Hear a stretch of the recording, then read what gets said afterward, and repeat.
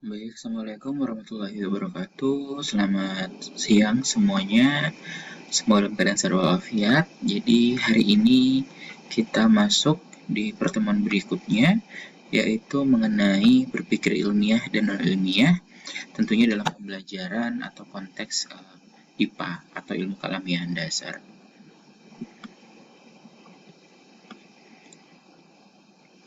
Nah, seringkali saya ingatkan kepada mahasiswa bahwa ketika kita ada di lingkungan yang sifatnya IPA gitu ya, berbasis sains dan ilmiah, tentu ada satu yang harus kita tingkatkan, yaitu berpikir ilmiah. Nah, berpikir ilmiah ini harus berlandaskan sesuatu yang rasional dan empiris. Saya rasa kalian masih ingat definisi dari rasional dan empiris. Rasional artinya harus sesuatu yang masuk akal, dan empiris itu berangkat dari pengalaman sehari-hari.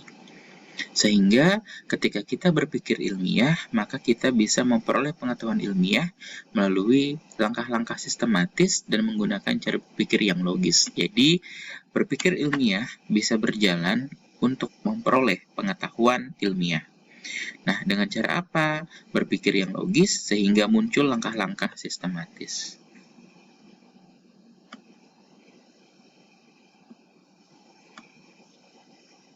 Nah, nanti ketika kalian ada di semester akhir, kalian akan mempelajari terkait bagaimana caranya menyusun sebuah proposal penelitian.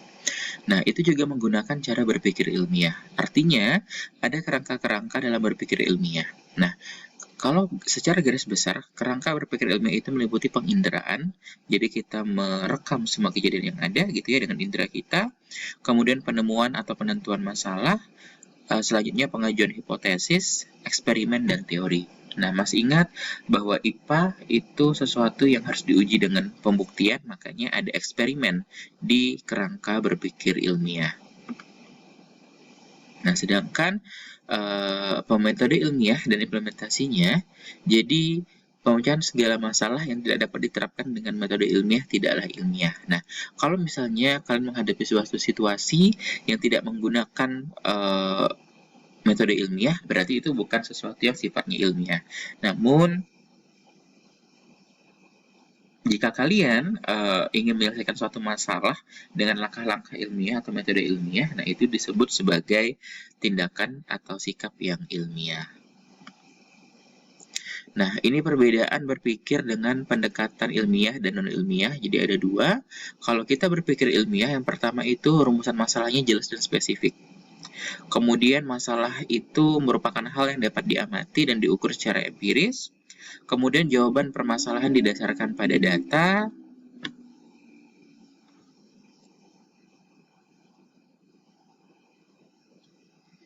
Kemudian ada pengumpulan dan analisis data gitu ya, serta pengambilan keputusan jadi dengan logika yang benar, dengan berpikir yang benar.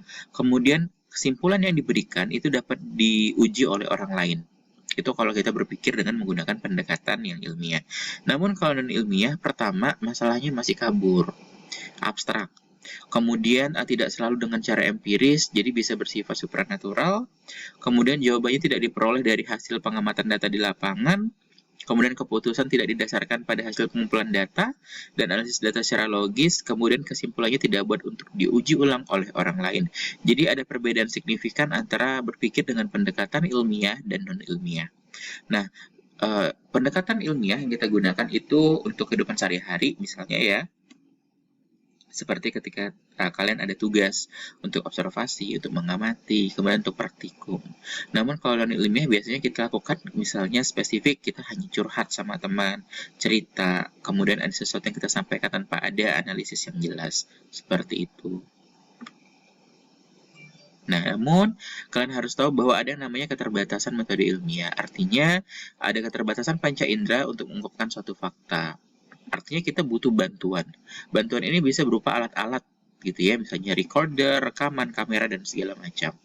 Kemudian metode ilmiah tidak dapat menjangkau untuk membuat kesimpulan yang berhubungan dengan baik dan buruk, atau sistem nilai, seni, keindahan, dan tidak dapat untuk menjangkau adanya Tuhan. Jadi ini ada kajian tersendiri gitu ya, terkait dengan ilmu agama. Kalau kita bicara dengan Tuhan, bicara tentang Tuhan maksudnya.